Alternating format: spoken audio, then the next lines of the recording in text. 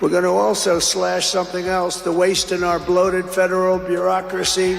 We will create the new Department of Government Efficiency, headed by a gentleman named Elon Musk, who's here someplace. I don't know where the hell he is. He's here someplace.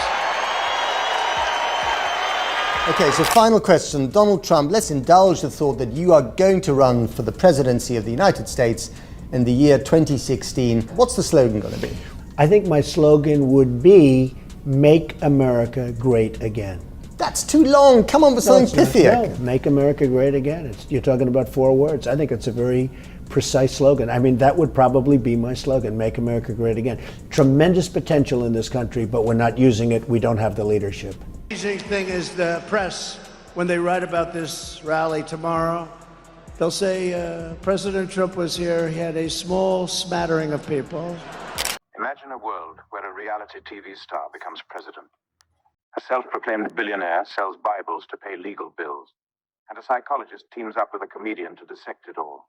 Situation with another world power, and he decided to make up. Country's being run by the maniac from Saw. You know that Donald Jigsaw Trump is running this. And of course, the big question, one of the big questions besides, are you out of your damn mind, is if you pull all the Palestinians out of Palestine, who would then... What happened when Dr. Phil McGraw and Jimmy Kimmel turned their attention to Donald Trump in a viral segment that's equal parts therapy session and comedy roast? Their combined takedown didn't just make headlines. It exposed the bizarre, contradictory, and often alarming reality of Trump's grip on American politics. Let's start with Dr. Phil, the man who spent decades analyzing everything from family feuds to cult mentalities. He didn't hold back, comparing Trump's behavior to a tornado of delusion. Trump, what do you think of him? What would your diagnosis be of him? Well, I project into the future, and I wonder sometimes just exactly how diplomacy would play out with him. I'm not hysterical. I laugh when people say, oh, you've got Trump derangement syndrome. I think if you're a reasonable person, you should have Trump derangement syndrome. Right. And by the way, I think he has derangement syndrome about us, too. The fact of the matter is, this is a dangerous person. This is a stupid person.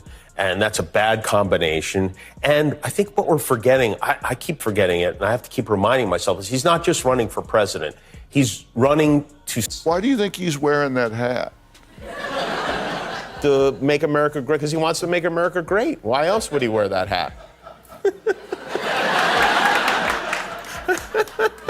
Because he's got a dead cat on his head? A man who blames windmills for cancer, claims elections are rigged every time he loses, and insists he's a stable genius while misspelling steak as steak in angry social media rants. Dr. Phil zeroed in on Trump's refusal to take responsibility, calling it a classic case of narcissistic deflection. If everything is always someone else's fault, he asked, when does asterisk ever own up to anything? If he tripped over his own shoelaces, he'd blame Obama for tying them wrong. Then there's Jimmy Kimmel, the late-night host who's made Trump his comedy muse. Kimmel didn't just mock Trump, he weaponized the former president's own words. But I would say we can probably all agree that he lacks diplomacy. I can assume? Well, he hasn't asked me. No. Is there a medical term for what it seems like he is experiencing right now? Well, I think he's a little upset. Oh, that's it. He played clips of Trump rambling about electronic voting machines from Mars, bragging about passing a dementia test. Person, woman, man, camera, TV. And accidentally admitting, I don't stand by anything. Kimmel's punchline, Trump's like a bad magic trick. You keep waiting for the great part, but all you get is confetti made of subpoenas. But this isn't just about laughs. Dr. Phil warned that Trump's tactics, denying facts, attacking critics, and rewriting history, are eroding trust in democracy. You were younger, you were an aimless loser. Weak and incompetent. You're saying I'm a liar. I've lied in court. Yeah. Are you delusional? It's a night of pomposity and circumstance as Donald Trump addressed a joint session of Congress because, he rarely gets to be on TV, so why not? And so anytime this maniac speaks, it is a joint session. It's a joint session. It's an edible session. It's a raid the medicine cabinet for anything to dull the pain. The Commerce Secretary said there country is wouldn't going be to one. boom, just so you know. Just specifically on the recession. Yeah. Do you I think this there will be a country- recession? I don't see it at all. I think this country is going to boom. But as I said, I can do it the easy way or the hard way. The hard way to do it is exactly what I'm doing, but the results are going to be 20 times greater. Mr. President, And remember, Trump is always right. And what do you say to If you Americans? look at what I've said over the last 10 years, Trump has been right all the time. This is the way to do it. We're going to make. I'm proud to be partnering with my very good friend Lee Greenwood. Who doesn't love his song "God Bless the USA"? In connection with promoting the God Bless the USA Bible. This Bible is the King James Version and also includes our founding father documents. Yes, the Constitution, which I'm fighting for every single day, very hard, to keep Americans protected. Also, the Bill of Rights, the Declaration of Independence, and the Pledge of Allegiance are all part of this God Bless the USA Bible, and it's just very important and very important to me. Many of you have never read them and don't know the liberties and rights you have as Americans and how you are being threatened to lose those rights. It's happening all the time. It's a very sad thing that's going on in our country. But sold one dark hat in 2 years. I didn't even know we had them. You want to know the truth? And everything's subtle, where it says "Make America Great Again." It was also in black, so you had black on black. That's called very subtle.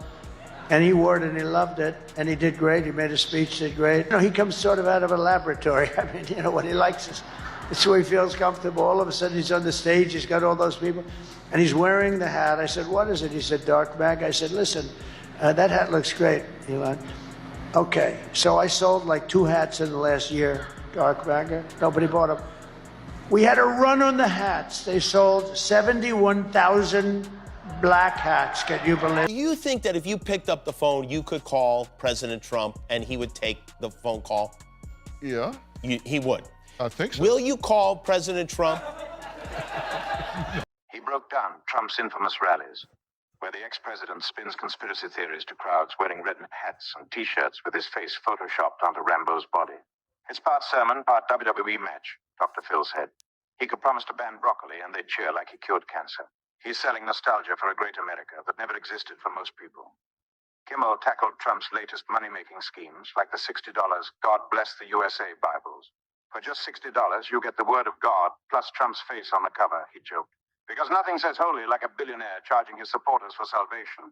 Then there are the $400 golden sneakers, which Kimmel called the ugliest shoes since Crocs invented regret. His summary? Trump's not a businessman, he's a carnival barker. He'd sell sand in the Sahara and call it premium beachfront dust. The segment also explored why millions still support Trump. Interviews with voters revealed a mix of frustration and blind loyalty. A factory worker from Ohio said, "He talks tough. That's what we need." A retired teacher from Florida shrugged. The media hates him, so he must be doing something right. Dr. Phil called this the MAGA paradox. A billionaire who golfed his way through a pandemic, convincing working-class voters he's their champion. He's a trust fund kid selling struggle to people who actually live it, Kimmel added. It's like a cartoon villain selling bottled hard work to coal miners. Then came the legal drama. Trump faces 91 criminal charges, from hoarding classified documents in his bathroom to paying hush money to a porn star. Dr. Phil played a clip of Trump defending his Mar-a-Lago document stash. They were in a locked room. A beautiful, secure room. Kimmel's response: "Yeah, locked like a teenager's diary." If James Bond kept nuclear secrets in his bathroom, he'd be fired in the opening credits. The script also delved into Trump's business failures, Trump University, Trump Steaks, Trump Airlines, all of which flopped spectacularly. Who loses money selling asterisk meat asterisk to Americans? Kimmel asked. That's like failing at selling sunscreen in the desert. Yet Trump's supporters still call him a business genius. Dr. Phil chalked it up to the power of branding. He slaps his name on a rock and calls it the MAGA Freedom Stone. People would line up to buy it. But the darkest moments focused on Trump's role in the January 6th Capitol riot. Dr. Phil played footage of Trump telling supporters to fight like hell moments before the violence. He's like a kid who lights a fire, then blames the wind when it spreads, Kimmel said. Legal experts weighed in, with one prosecutor calling it a crime in plain sight, and a Trump lawyer dismissing it as a witch hunt again. The segment ended with sobering question. What happens if Trump wins again? Dr. Phil warned of a Democratic backslide, where leaders face no consequences for breaking laws. Kimmel, ever the comedian, added, the good news? He's giving us endless material. The bad news? He might actually win. And then we'll really need therapy. In the end, the roast wasn't just about humiliation. It was a mirror held up to America, reflecting a nation divided by conspiracy theories, cult-like loyalty, and a leader who treats truth like a suggestion. As Dr. Phil put it, laughter and truth might be the only weapons strong enough to break the spell. And if that fails, well, there's always Kimmel's plan. Let's all chip in to buy him a one-way ticket to Mars. He'll love it there. No windmills, lots of space for gold-plated toilets.